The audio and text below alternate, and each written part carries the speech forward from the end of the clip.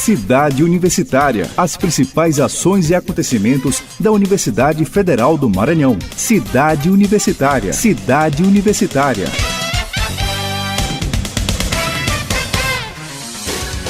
Cidade Universitária Entrevista. Olá, estamos começando mais um Cidade Universitária Entrevista. Quem vos fala é Anderson Rodrigues e o programa desta semana vai falar sobre a Liga Acadêmica de Humanização e Cuidados Paliativos. E para falar um pouco mais sobre esse assunto, estamos recebendo aqui no Núcleo de Rádio da Assessoria de Comunicação da UFMA a fundadora da LACIP e acadêmica de medicina, é a Brisa Barros. Em nome da Ascom, a gente agradece a sua presença, a oportunidade de estar aqui conosco na Cidade Universitária Entrevista dessa semana. Nos fale um pouco mais desse projeto. Anderson, eu que agradeço em nome da Liga a oportunidade, o espaço que tu cedeu pra gente e que toda a assessoria de comunicação nos cedeu. Bem, tô aqui para falar um pouquinho sobre a nossa Liga, como que ela foi fundada. Ela começou como um projeto de extensão, que é o Plantão da Alegria, que é um projeto que trabalha com a palhaçoterapia para levar a humanização dentro do hospital, principalmente para os pacientes que estão em cuidados paliativos. Esse projeto ele surgiu de um sonho. Era um sonho meu e do meu pai de vestir de palhaço e ir nos hospitais. Claro que esse sonho ele teve uma base no que já existe, que são Doutores da Alegria, que tem um trabalho sensacional, que já no Brasil há alguns anos, no Patch Adams, que até inspirou o filme O Amor é Contagioso, com o ator Robin Williams. E aí o nosso trabalho cresceu desse sonho, né? A gente já tinha tudo escrito, um dos nossos sonhos era aprender a tocar violão para tocar nos hospitais. Esse sonho não foi muito para frente, mas como palhaço eu posso usar dessa minha falta de habilidade de não tocar violão. E aí, quando eu entrei na faculdade, eu trabalhei com teatro por mais de 10 anos, antes de entrar no curso de medicina. E quando eu entrei, eu pude juntar a medicina com o teatro. E aí a gente criou esse projeto de extensão Plantão da Alegria.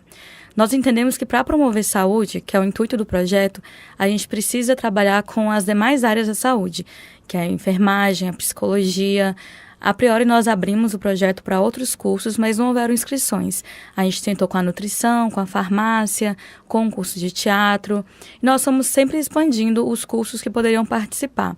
Atualmente, o projeto, que virou uma liga acadêmica, ele conta com alunos do curso de medicina, enfermagem, psicologia, música e odontologia. Esse projeto, nós temos como orientadora a doutora geriatra Jacira do Nascimento Serra, que foi quem abriu as portas para a gente, porque foi muito difícil achar quem aceitasse entrar nesse barco com a gente. Ainda é um tema muito pouco falado e é por isso que eu sou tão grata ao espaço de vocês. É um tema muito pouco conhecido na nossa comunidade, muito pouco falado e que através dele nós conseguiríamos melhoras no processo de saúde dos pacientes, melhora no processo de trabalho dos nossos funcionários, do técnico de enfermagem, do enfermeiro, do médico, do moço da limpeza, da moça da limpeza e de toda a equipe intra e extra-hospitalar. Certo. Cidade Universitária Entrevista dessa semana, recebendo a Brisa Barros, tá? Ela é fundadora da LACIP e acadêmica de medicina. A gente está frisando aqui um projeto muito importante de humanização, que é a Liga Acadêmica, né, de Cuidados Paliativos. Quais e onde são feitas essas ações? Qual é a frequência? Bom, nós no momento temos 53 membros ligantes ativos na Liga e existe um rodízio, uma escala feita por eles. E nós temos 4 locais de visita fixo. A cada final de semana, todo local recebe uma visita. A gente tem um horário certo e dia certo, porque esses pacientes e os funcionários do hospital, eles esperam por nós. Então, a gente tem esse compromisso. Tem a escalinha, cada ligante trabalha a cada 15 dias, no final de semana. E os locais são o Hospital Materno-Infantil, na ala pediátrica, na enfermaria geral, o Hospital Aldenor Abelo, na casa de apoio de crianças em tratamento oncológico, tem o Hospital Geral, que o nosso foco são pacientes adultos e idosos que estão em tratamento de câncer e em cuidados paliativos pelo câncer, e também nós temos o Lar de Idosos São Vicente de Paula. A priori, o nosso trabalho era através da palhaçoterapia, mas a gente iniciou esse trabalho meio que no método tentativa. E a gente foi vendo o que dava certo, o que não dava. No abrigo de idosos, a gente percebeu que trabalhar com o lúdico, que é com palhaço, não seria tão eficaz quanto trabalhar com o real. É mais fácil e mais prazeroso para os pacientes trazer o lúdico quando eles já têm o real, que é um paciente que está internado, tem um acompanhante e chega ali o palhaço para mudar o dia dele. Mas no abrigo de idosas eles não têm o real, eles não têm uma família, eles foram abandonados e estão ali sozinhos. Então a gente começou a tirar o nariz, o jaleco, a maquiagem e a gente vai mesmo ali de cara limpa com eles. Com eles não é palhaçoterapia, eu costumo chamar de papoterapia. E ganhamos a voz ali, a gente faz desfile de modas, a gente faz salada de frutas, a gente leva o jalequinho para elas, touca, luva, elas cortam com a gente come junto, conta história. Elas fazem a nossa alegria. É um projeto muito incrível, que assim, quanto mais a gente dá, mais a gente recebe. Certo, muito bem. Fundada em 2016, através do projeto de extensão Plantão da Alegria, que trabalhava com palhaçoterapia em hospitais, né? Hoje, o Plantão da Alegria é a extensão da Liga. De 2016 para cá, além do desenvolver do projeto, né, com o apoio de professores, de alunos de outros cursos aqui da Universidade Federal do Maranhão, qual foi a maior dificuldade? Tem apoio? Alguém patrocina? Como é que funcionam as parcerias com o projeto? Bom, patrocínio, infelizmente, nós não temos, estamos abertos. Quem está ouvindo, se quiser procurar, fique à vontade. Mas, assim, o nosso caixa vem dos cursos que nós formamos. A gente faz todo ano um curso que é o Grandes Temas em Humanização e Saúde, que no final vou até divulgar o próximo que está por vir. A gente já está no 3º. Esse curso ele é um sucesso, a gente consegue, no CRM, no auditório de CRM, e ele costuma lotar o CRM, a gente discute temas como parto humanizado, como saúde do idoso, como violência ao idoso, como o paciente com deficiência auditiva, autismo, políticas da humanização, entre outros temas relevantes para a área. O nosso caixa vem basicamente daí. E nosso apoio é basicamente dos palestrantes, que já aceitam fazer parte do curso, né? Nós só estamos indo para o 3º graças a essa disponibilidade dos palestrantes em contribuir com a gente. E principalmente a gente fala que ela é a nossa avó, porque a mãe sou eu. A nossa avó, Jacira Serra, que foi... Quando eu fiz o convite a ela, foi a 3ª tentativa de ter um orientador. E ela não pensou 2 vezes, foi na hora. Claro que eu topo, me mande por e-mail. Ela já leu, consertou o que faltava no projeto, submetemos. Ela sempre deu essa oportunidade, assim, pra gente. Estamos recebendo no Cidade Universitária Entrevista desta semana a Brisa Barros, falando sobre a Liga Acadêmica de Humanização e Cuidados Paliativos. Quais são os projetos futuros, né? Já é uma realidade esse projeto? Já levou alegrias a tantas pessoas necessitando de apoio, de carinho, de um momento, né, de felicidade, de atenção. Quais são os projetos futuros? Meu principal projeto futuro para a Liga é levar esse assunto adiante. E uma realização grande dela está sendo o momento de hoje. Mas a gente quer expandir, de conseguir trazer mais cursos para dentro da nossa Liga. No começo, o processo seletivo ele era por e-mail, por inscrição. A gente divulgava que ia abrir, que ia começar meio-dia. Quando dava 12:01, já tinha passado a procura dos alunos, já tinha estourado a quantidade de vagas. E aí a gente conseguiu se organizar. Agora tem prova, tem uma apostila para eles estudarem, tem prova com 2 etapas. E eu quero muito que mais cursos possam participar, porque a gente só consegue promover saúde quando a gente consegue juntar essas áreas. Para mim, como acadêmica de medicina, foi imprescindível a minha vivência na LACIP, no Plantão da Alegria, a minha vivência com as meninas da enfermagem, da psicologia, da odonto. Elas me fizeram enxergar o paciente muito além do que a medicina hoje ainda coloca. A medicina evoluiu muito no Brasil, as escolas de medicina evoluíram muito, mas falta muito. E esse que falta, eu percebo que é completado com essa multidisciplinariedade, né? Que eu sempre falo que a LACIP deveria ser uma matéria obrigatória em todas as cadeiras da área da saúde. Nós já tivemos umas vivências muito importantes que eu sempre gosto de contar, umas conquistas muito grandes com o nosso trabalho. Mas como que o palhaço faz alguma coisa pela saúde? Primeiro, deixar claro que o que é saúde? Saúde, antigamente, era ausência de doença. Se eu não tenho uma doença, eu estou saudável. Atualmente, o conceito de saúde ele mudou. A OMS coloca saúde não como ausência de doença, mas sim o bem-estar biopsicossocial. E é essa parte aí que o palhaço entra. Mas o que vocês já fizeram de importante como palhaço? Nós já tivemos histórias como criança que estava acamada, internada, né?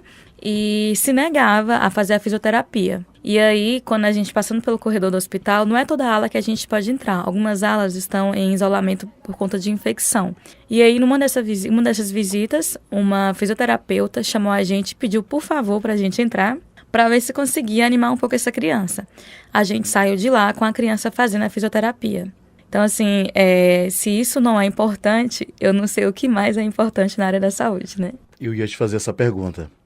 A gente percebe a sua alegria, a sua realização, né? A intensidade que é compartilhar com outros colegas, né? Essa ideia brilhante de levar alegria às pessoas. Agora nos traduz um pouco, assim, no teu ponto de vista, qual é o impacto para o paciente, né? Depois ele está ali numa sala, abandonado, os idosos, por exemplo, as crianças ali sem ver muita alegria, de repente um ambiente sem preparo, sem cor nenhuma.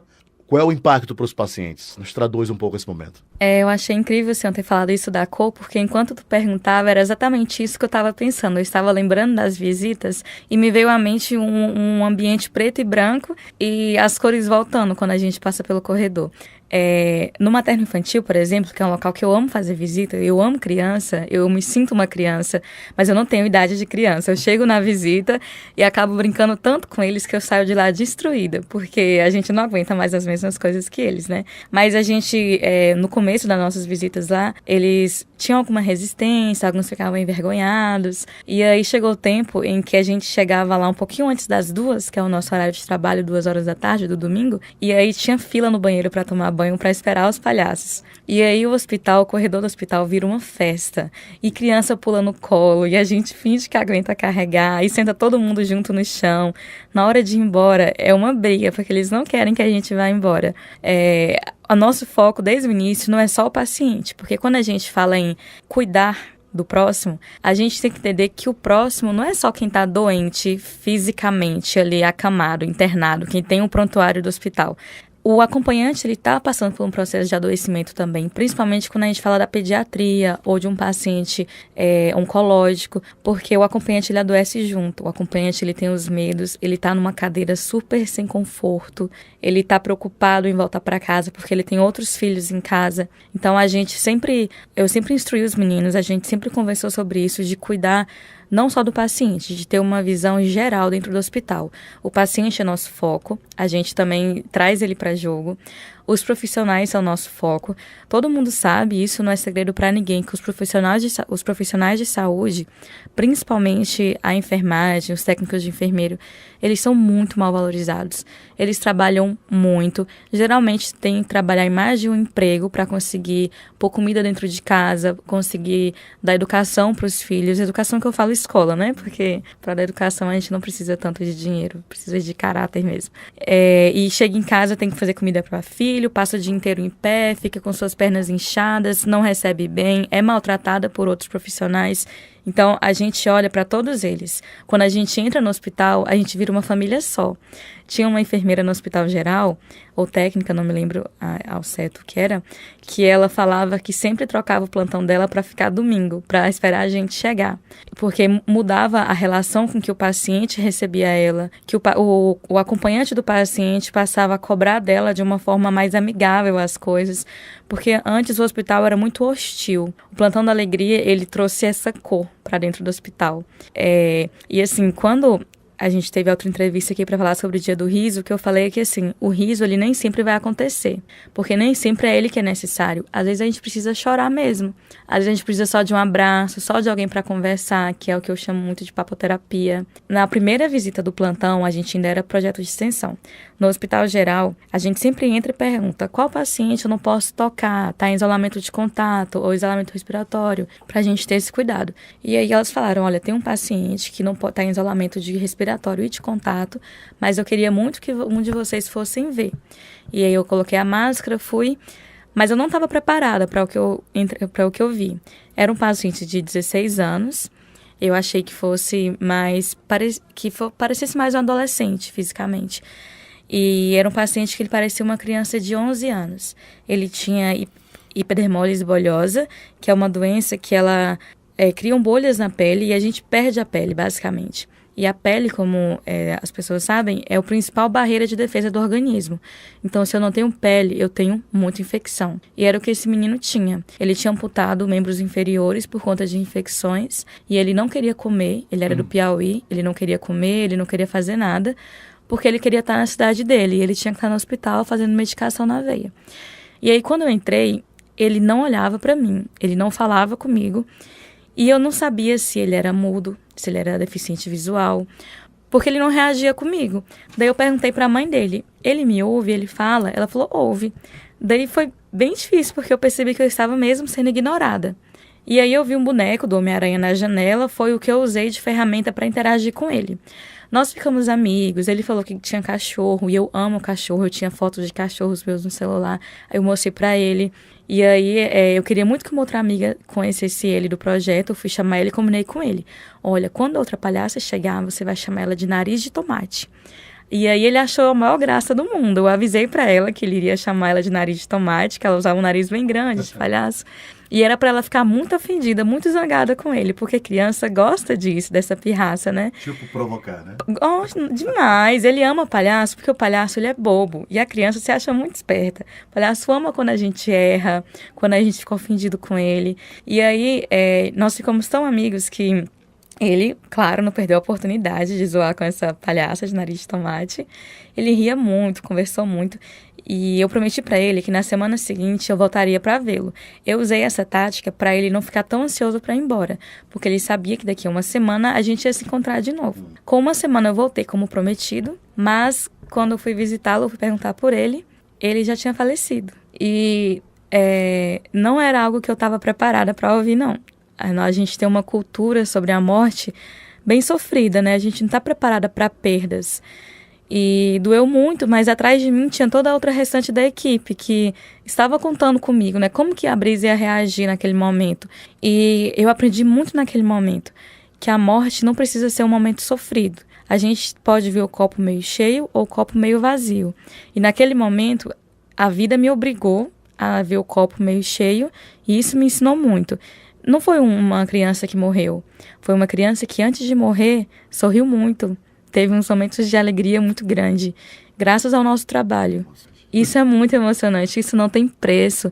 E é o que eu falo com meus meninos, a gente pouco vai interferir no processo de morte. A morte, ela existe, ela vai chegar para todo mundo, mas o que vai mudar é a forma com que a gente faz com que sejam esses últimos dias de vida. Tem uma outra história, eu vou contar só essa última, senão vai ser nossa entrevista inteira contando o caso de um paciente no Hospital Geral. Quando a gente chegou, a gente sempre planeja a visita antes. A gente tem uma cartilha para os ligantes do que fazer na hora da visita. E aí as meninas elas fazem muito uma caixinha de papelão com peixes de cartolina. Atrás do peixe colam frases, como por exemplo, abrace o seu acompanhante. Colam clipes no peixinho e faz uma vara com imã. E tem vários peixes, alguns têm um imã. E aí a pessoa pesca um peixe com imã, quando ela pesca ela tem que fazer o que está escrito no papelzinho. E aí teve um paciente que eles não deixavam as meninas ir embora, ele pescou a tarde inteira. E aí no final da visita ele contou para elas que naquele mesmo dia ele havia recebido a notícia que o tratamento do câncer que ele fazia não estava mais sendo eficaz para a doença já tinha avançado a um nível que ela não iria mais regredir. Ele estava em cuidados paliativos e ele tinha um X tempo de vida. E que ele estava muito triste antes porque ele queria ir para casa. Mas quando você precisa de remédio na veia, tu fica refém ao hospital, né? Ele tomava morfina, mas ainda assim ele sentia muita dor. Então ele tinha que ficar ali. E ele queria muito ir para casa porque ele queria pescar. Ele foi pescador a vida inteira. E naquela tarde ele foi pescador. É o que eu sempre falo, a gente usa do lúdico para poder sofrer um pouquinho menos. E é isso, assim, é um dos resultados do nosso projeto. Meu Deus, é emocionante. Estamos conversando no Cidade Universitária Entrevista dessa semana com a Brisa Barros, falando sobre a Liga Acadêmica de Humanização e Cuidados Paliativos. Quero te agradecer, chegando na reta final do nosso programa, agradecer por essa oportunidade, por essa emoção, né? Inclusive, para ser repórter também, a gente precisa estar preparado para ouvir algo tão forte como essa história. Te parabenizar pelo esse projeto, é brilhante. Conte com o núcleo de rádio para qualquer divulgação possível, aqui da Ascom, da UFMA. E deixa um telefone para contato. Como é que faz para a pessoa que está ouvindo aqui o nosso programa em todo o estado do Maranhão, via o nosso canal no YouTube? Como é que faz para acompanhar, para saber um pouco mais, para participar? Certo. Nós temos nossas redes sociais, que é no Facebook, a LACIP, escreve LAHCP, que é Liga Acadêmica de Humanização e Cuidados Paliativos, e tem também o Insta, que é lacipe.ufma. Lá vocês podem acompanhar nosso trabalho, tem fotos, vídeos, informações, e tem também, vocês podem mandar mensagem pra gente. A gente sempre responde, tira qualquer dúvida que vocês tiverem. E vou agradecer mais uma vez, acho que contando um pouquinho do que a gente já passou, você consegue perceber o quão grata eu estou nesse momento pela oportunidade. Isso é um grande marco pra gente. Nós já ajudamos muitas pessoas e através de vocês a gente vai conseguir ajudar muito mais. E para finalizar, eu gostaria de deixar o convite para todo mundo que nós vamos ter no dia 12 e 13 de dezembro, no auditório do CRM, ali próximo ao seu Mano Renascença, das 18h30 às 22 horas, o terceiro Grande Temas em Humanização em Saúde. O valor é R$20 a inscrição, certificado de 20 horas. Brisa, como eu faço inscrição? Só procurar o pessoal por mensagem no Insta ou no Face. Lá também tem os folders do curso, onde tem telefones para contato.